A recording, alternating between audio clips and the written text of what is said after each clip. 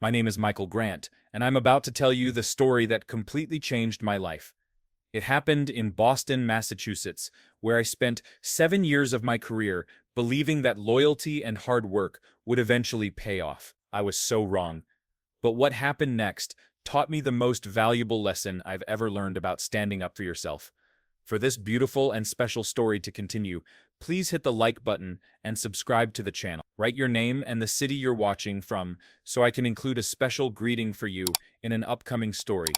It is a cold Tuesday morning in November when Richard Blackwood, my boss and CEO of Technova Solutions, called me into his corner office. The autumn leaves were falling outside his massive windows, painting Cambridge Street in shades of gold and crimson. I remember the smell of his expensive coffee mixing with the leather from his imported Italian chair. Richard was the kind of man who wore his success like armor, perfectly tailored suits, Swiss watch, and that condescending smile that made you feel small even when you were doing everything right. "Michael, I need you to take on a special project," he said, leaning back in his chair with that familiar smirk. "My son Bradley is joining the company next month. He's fresh out of Harvard Business School. Bright kid, but he needs someone experienced to show him the ropes. I want you to personally train him in project management and client relations." I should have seen the red flags right there. Bradley Blackwood was 25, had never worked a real day in his life, and was about to be handed everything I had fought for over 7 years. But I was a team player, always had been. "Of course, Richard, I'd be happy to help Bradley get started." "Good man, Michael. This is important to me, to the future of this company. I'm counting on you to make sure he understands every aspect of what we do here." Richard's eyes had that calculating look I'd seen before when he was planning something. "Oh, and there's something else. We're in talks with Steinberg International for a massive software development contract. It could be worth $15 million over 3 years. I want you to handle the preliminary negotiations while you're training Bradley. Kill two birds with one stone." That's how it all started. 3 simple requests that would change everything. Train the boss's son, handle the biggest deal in company history, and do it all with a smile. Looking back, I can see how perfectly I was being set up, but at the time, I felt honored. I felt trusted. I felt like I was finally being recognized for my dedication to Technova Solutions. The next morning, I stood in my small office. Nothing fancy, just a desk, 2 chairs, and a window that faced the parking lot, preparing training materials for Bradley. I had spreadsheets, project timelines, client profiles, and 7 years of hard-earned knowledge ready to share. The November air was crisp, carrying the scent of fallen leaves and the distant aroma of coffee from the cafe downstairs. Boston had this energy in the fall, this sense of new beginnings and academic renewal that made you believe anything was possible. Chapter 2. I wasn't prepared for what he was like. Bradley Blackwood walked into my office that first Monday morning, like he owned the place, which technically he would someday. He was tall, well-groomed, wearing a suit that probably cost more than I made in a month. But it wasn't his appearance that struck me, it was his attitude. He had this air of entitlement that seemed to fill the room before he even spoke. "So you're Michael," he said, not bothering with a handshake. "Dad says you're going to teach me the business. Let's get one thing straight. I'm not some intern. I have an MBA from Harvard, and I understand business strategy better than most people in this company." I forced a smile, trying to stay professional. "Of course, Bradley. I'm here to help you understand the specific processes we use at Technova and introduce you to our clients. Experience in the field is different from classroom theory." He laughed. Not a friendly laugh, but the kind that makes your stomach tighten. "Right. Well, let's get this over with then." The first week was a nightmare. Bradley had zero interest in learning the details of project management. When I tried to explain our client tracking system, he'd interrupt with, Yeah, I get it. What's next?" When I walked him through budget allocation processes, he'd check his phone or stare out the window. The smell of his expensive cologne was always too strong, competing with the familiar scents of the office, the carpet cleaner, the coffee, the slight mustiness of old filing cabinet. But the worst part was how he treated our support staff. Maria, our administrative assistant, who'd been with the company for 12 years, tried to help him set up his computer system. He barely acknowledged her existence, speaking to her like she was furniture. When Tom from IT came to install his software, Bradley acted like the guy was wasting his precious time. These people need to understand that I'm not just another employee, Bradley told me during our second week. We were sitting in the break room, and he was complaining about having to learn everyone's names. I mean, why should I memorize the janitor's name? That's not strategic thinking. I felt my jaw clench, because they're human beings, Bradley, and because treating people with respect is part of being a good leader. He rolled his eyes. That's very touching, Michael. But let's focus on what actually matters: profit margins and growth strategies. Despite his attitude, I kept trying. I had to. Richard was paying me well, and I'd always prided myself on being thorough, on doing the job right regardless of personal feelings. So I taught Bradley everything I knew. I showed him how to read client contracts, how to identify potential problems before they became disasters, how to build relationships with difficult customers. I shared the tricks I'd learned from 7 years of solving problems, mediating conflicts, and keeping projects on track. Slowly, very slowly, he started to absorb some of it, not because he was particularly gifted, but because I was a good teacher and I refused to give up. By the end of November, he could handle basic client calls without embarrassing himself. By December, he was starting to understand project timelines and resource allocation. By January, he could actually contribute to meetings without making everyone cringe. Chapter 3: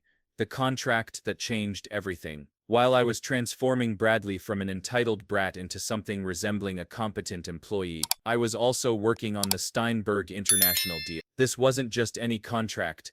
It was the kind of opportunity that could define a company's future. Hermann Steinberg was a brilliant, demanding German businessman who owned a chain of luxury hotels across Europe. He needed a complete overhaul of their reservation and management systems, something that would integrate everything from online bookings to housekeeping schedules to financial reporting. It was complex, expensive, and exactly the kind of challenge that Technova specialized. The problem was that Hermann Steinberg was incredibly particular about who he worked with. He'd already rejected proposals from 3 other tech companies, including some big names from Silicon Valley. He wanted someone who understood both the technical aspects and the hospitality industry, someone who could speak his language and appreciate the nuances of luxury service. I'd been building a relationship with him for months, long before Bradley arrived. We'd have video calls twice a week, sometimes lasting 2 hours, where we'd discuss not just software specifications,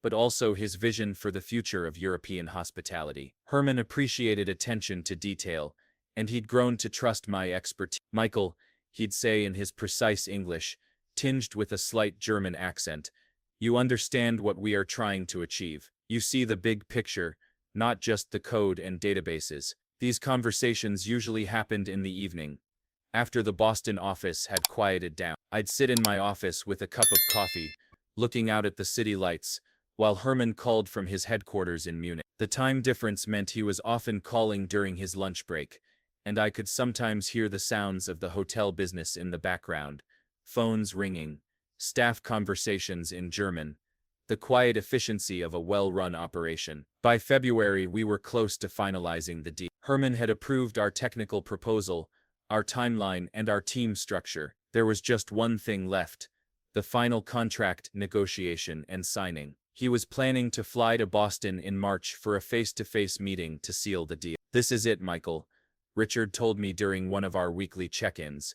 $15 million over 3 years, with options for expansion into their North American properties. This contract will put us in a completely different league. I was proud of the work I'd done, proud of the relationship I'd built with Hermann, but I was also noticing something that made me uncomfortable. Richard had started including Bradley in our internal discussions about the Steinberg deal. At first it made sense: training purposes, learning opportunity. But gradually Bradley was being positioned as more and more central to the project.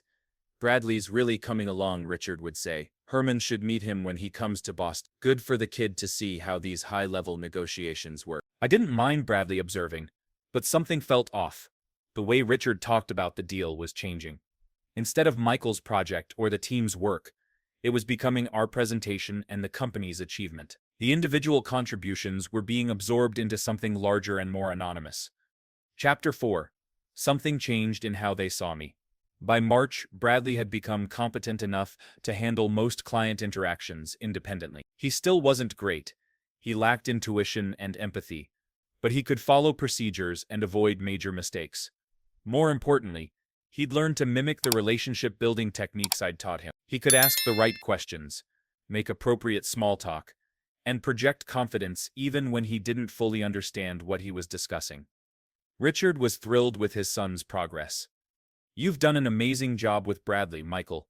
Really exceeded my expectations. The boy's a natural, just needed the right guidance to bring out his potential." I should have felt good about that praise, but something had shifted in the office dynamics. Bradley was no longer the trainee sitting quietly in meetings.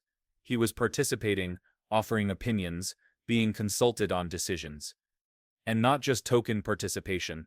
Richard was genuinely listening to him, taking his suggestions seriously, treating him like a peer rather than a student. The change was subtle but unmistakable.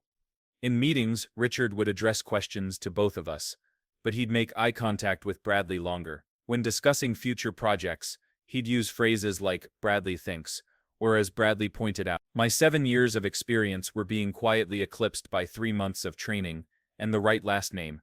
Herman Steinberg was scheduled to arrive in Boston on March 15th for the final contract meeting. This was the culmination of almost a year of relationship building, technical planning, and careful negotiation. I'd prepared extensively, backup presentations, contingency plans, detailed technical specifications, financial projections. I knew this deal inside and out. 2 days before Herman's arrival, Richard called me into his office again. This time, the atmosphere was different. He seemed uncomfortable, avoiding direct eye contact, fidgeting with papers on his desk. The spring sunlight streaming through his windows felt harsh rather than warm. "Michael, I need to talk to you about the Steinberg meeting," he began, his voice carefully controlled. "I've been thinking about the presentation strategy, and I believe it would be best if Bradley takes the lead on this one." I felt like the floor had dropped out from under me. "Richard, I've been working on this deal for almost a year. I know Herman personally. I understand his requirements better than anyone. Of course, your work has been invaluable, but Bradley needs to start taking on more responsibility, and this is a perfect opportunity for him to step up. You'll be there to support him naturally, but I think it's time for the next generation to start leading these crucial conversations." The next generation. That phrase hit me like a slap. In business speak, it meant I was becoming the previous generation, the one being phased out. "Herman specifically asked to work with me, Richard. He trusts the relationship we've built. Changing the lead presenter at the last minute could jeopardize the entire deal." Richard's expression hardened slightly. "Michael, I appreciate your dedication, but you need to trust my judgment here. Bradley has proven himself capable, and it's important for our clients to see that Technova has strong leadership at every level. This is what's best for the company." Chapter 5: The Betrayal. I never saw coming. Herman Steinberg arrived in Boston on a crisp March morning. I picked him up from Logan International Airport, driving through the city I'd called home for over a decade. The Charles River was still partially frozen, reflecting the gray sky like a broken mirror. Herman was jet-lagged but alert, asking detailed questions about our final preparation. "I am looking forward to finalizing this partnership, Michael," he said as we drove through downtown Boston. "Your understanding of our needs has been exceptional. I believe this will be the beginning of a very successful relationship." I felt sick to my stomach, knowing what was waiting for him at the office, knowing that I'd have to watch Bradley stumble through presentations that I could give in my sleep. But I was still hoping that professionalism would prevail, that Richard would see reason once Herman expressed his preference for working with me. The meeting was scheduled for 2 p.m. in our main conference room. I spent the morning doing final preparations, making sure every detail was perfect. Bradley seemed nervous, which actually made me feel a little better. At least he understood the magnitude of what he was about to attempt. When Herman walked into the conference room, Richard immediately took control. "Herman, wonderful to see you again. I'd like you to meet Bradley Blackwood, our head of strategic partnerships. Bradley has been leading the development of your project proposal." I watched Herman's face carefully. There was a moment of confusion, then a polite but questioning look. "I thought Michael was heading this project." "We have worked together extensively on the specifications. Michael has done excellent groundwork," Richard replied smoothly. "But Bradley will be your primary point of contact going forward. He brings fresh perspective and strategic vision to the partnership." The meeting proceeded, but it was a disaster waiting to happen. Bradley had memorized the talking points I'd prepared for him, but he lacked the deep understanding necessary to handle Herman's detailed question. When Herman asked about scalability concerns for the booking system, Bradley gave a textbook answer that didn't address the specific challenges of luxury hospitality. When Herman inquired about integration with existing European data protection regulations, Bradley fumbled and had to defer to me. After 2 hours of increasingly awkward exchanges, Herman requested a private moment with me. We stepped out onto the office balcony, overlooking the busy Boston street below. The March air was cold and sharp, carrying the urban sense of exhaust, coffee, and the promise of spring. "Michael, I am confused," Herman said quietly. "This young man does not understand our project the way you do. He speaks in generalities when I need specifics. Why is he suddenly leading this engagement?" I couldn't lie to him, not after all the honest conversations we'd shared. "Herman, there have been some internal changes. Bradley is the CEO's son, and the company wants him to take on more prominent roles." Herman nodded slowly, his expression thoughtful. "I see. And what is your role now?" "I'm here to support Bradley and ensure the project's success." "Michael, I will be direct with you. I came to Boston to finalize this contract because I trust you. I believe in your competence and your understanding of our needs. If you are not going to be my primary contact, I need to reconsider whether Technova is the right partner for this project." My heart sank. The deal I'd worked so hard to build was crumbling because of office politics and nepotism. Chapter 6. The decision that shattered my world. The meeting with Herman ended without a signed contract. He was polite but firm. He needed time to reassess the partnership structure before moving forward. In business language, that meant he was having serious doubts about working with us. After Herman left for his hotel, Richard called an emergency meeting in his office. Bradley was there, looking deflated and defensive. The afternoon sun was setting behind the Boston skyline, casting long shadows across the room. "What the hell happened in there?" Richard demanded, his usual composure cracked. Herman Steinberg looked like he was ready to walk away from $15 million. I took a deep breath. "Richard, Herman has concerns about the change in project leadership. He's been working with me for almost a year, and he doesn't feel confident about transitioning to Bradley at this stage." "Are you saying my son isn't capable of handling this client?" "I'm saying that client relationships take time to build, and Herman needs consistency and expertise. Bradley is still learning, and this isn't the right project for him to learn on." Richard's face was turning red. "Let me get this straight, Michael. You're undermining my son's credibility with our most important client." "I'm trying to save a $15 million deal, Richard. Herman specifically told me he needs me to remain as his primary contact if he's going to sign the contract." Bradley finally spoke up, his voice petulant and angry. "This is ridiculous, Dad. Michael's trying to make himself indispensable by sabotaging my relationship with the client. He probably told Steinberg that I wasn't qualified." I felt my temper flare. "Bradley, I've spent 3 months teaching you everything I know. I've supported you in every meeting and covered for your mistakes more times than I can count. I'm not trying to sabotage anyone.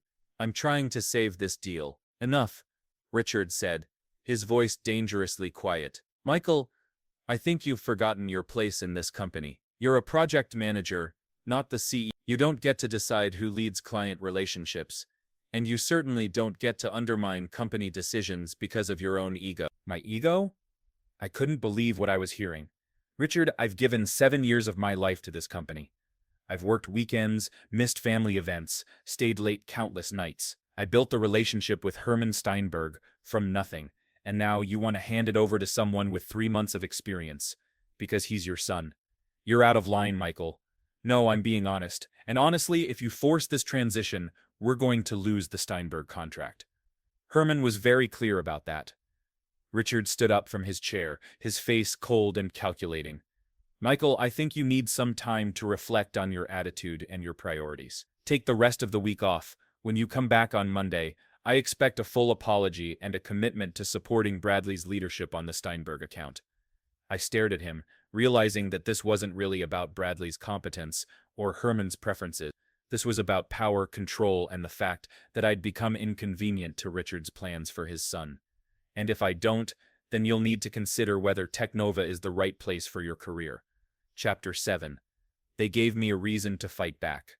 That weekend was the longest of my life. I sat in my small apartment in Cambridge, staring out at the Charles River, trying to process what had happened. 7 years of loyalty, dedication, and hard work, and it all came down to one simple truth. I was expendable, and Bradley wasn't. I called my sister Sarah, who lived in Portland. She listened to the whole story without interrupting, and when I finished, she was quiet for a long moment. "Michael," she finally said, "you've been talking about Richard like he was some kind of mentor, but everything you've just told me sounds like he's been using you. Training his son, handling the biggest deal in company history, and then getting pushed aside the moment you're no longer useful. That's not how you treat valuable employees." She was right, but admitting it meant acknowledging that I'd been naive for years, believing that hard work and loyalty would automatically be rewarded. Monday morning arrived gray and drizzly, typical Boston weather for late March. I walked into the Technova offices with a decision. I wasn't going to apologize for telling the truth, and I wasn't going to pretend that putting Bradley in charge of the Steinberg deal was anything other than a disaster waiting to happen. Richard was waiting for me in his office, along with Janet from HR. That should have been my first clue about how this conversation was going to go. "Michael, I trust you've had time to think about our discussion last week," Richard began, his tone formal and distant. "I have, Richard, and I stand by everything I said. Herman Steinberg wants to work with me, not Bradley. If you want to save this deal, you need to let me handle the client relationship." Richard exchanged a look with Janet, and I saw her nod slightly. "Michael, I'm disappointed in your response. Your inability to be a team player and support company decisions has become a serious problem. Supporting company decisions is one thing, Richard. Watching you destroy a $15 million deal because you want to hand your son something he hasn't earned that's enough," Richard said sharply. "Michael, your employment with Technova Solutions is terminated, effective immediately. Janet will walk you through the exit process and arrange for your personal items to be collected." The words hit me like a physical blow, even though part of me had been expecting them. 7 years gone in one sentence. "You're firing me for trying to save the company's biggest deal. I'm firing you for insubordination, failure to support team decisions, and creating a hostile work environment. Janet has the documentation." Janet handed me a folder containing severance papers and legal documents. Her expression was apologetic but firm. She was just doing her job. As I signed the termination papers, one thought kept running through my mind. They were about to lose the Steinberg contract, and there was nothing I could do to stop it. Herman would hear about my firing, realize that he was being forced to work with Bradley, and walk away from the deal. Unless... Chapter 8. The silence said more than any words. I spent that Tuesday cleaning out my apartment and trying to figure out what to do next. The termination had been so sudden that I hadn't had time to process it emotionally. 7 years of routine, relationships, and professional identity just gone. Wednesday morning, my phone rang. "Herman Steinberg. Michael, I heard some concerning news about your employment status at Technova. Is it true that you are no longer with the company?" I chose my words carefully. "Yes, Herman, as of Monday I'm no longer employed by Technova Solutions." There was a long pause. "I see, and the status of our project, Bradley Blackwood, will be your point of contact going forward, as Richard discussed in our last meeting." Another pause, longer this time. "Michael, I will be direct with you.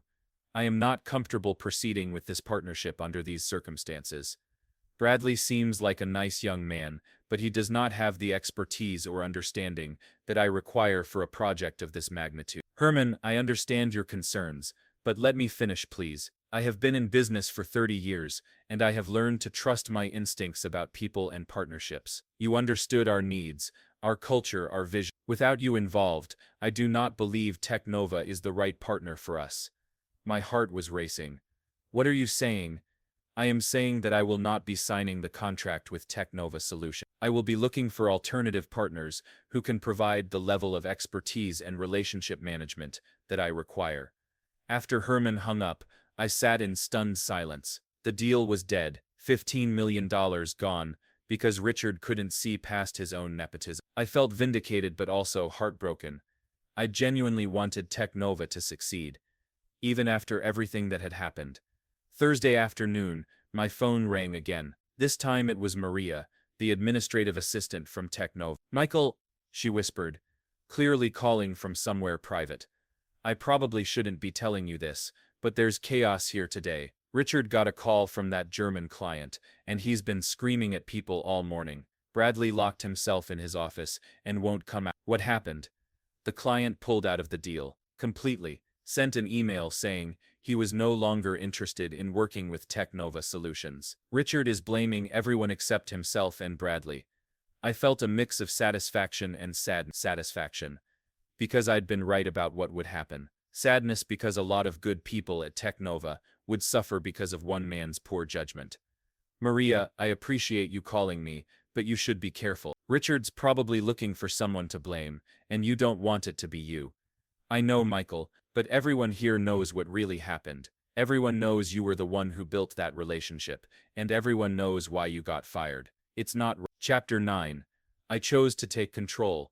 That evening, I made a decision that would change everything. I wasn't going to let 7 years of relationship building with Herman Steinberg go to waste because of Richard's ego. And I wasn't going to let a brilliant project die because of corporate politics. I called Herman at his hotel. Herman, it's Michael Grant. I know this might sound unusual, but I have a proposition for you. I am listening. What if I told you that you could still get the exact project you wanted, with the same level of expertise and attention to detail, but without having to deal with Technova's management issues? There was a pause. Go on.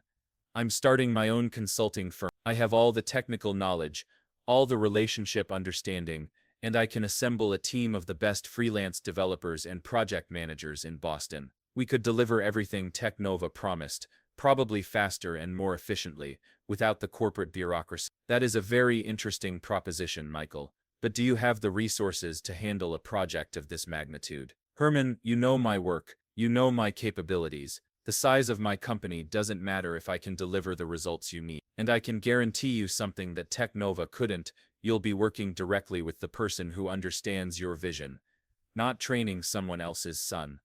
Herman laughed, the first time I'd heard him laugh in months of conversations. You are certainly bold, Mike. I respect that. Send me a proposal. If it meets our requirements and timeline, I am willing to consider it.